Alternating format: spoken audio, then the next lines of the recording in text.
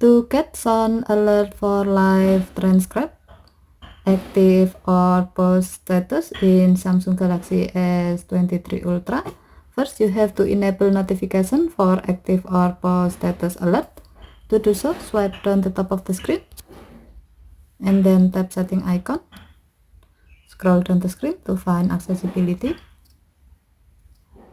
Tap accessibility and then tap hearing enhancement. Tap sound notification and then tap open sound notification. Next, tap the setting icon at the top right. Under preferences section, tap sound types.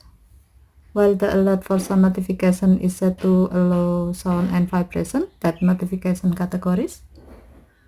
Next, scroll down the screen. Under other section, tap the gray on off switch next to active or pause status to enable this option. When the switch turns blue, it means that this option is on and your phone will notify you when the sound notification feature is on and you are pausing or resuming the live transcribe. Okay, thank you for watching. Have a nice day.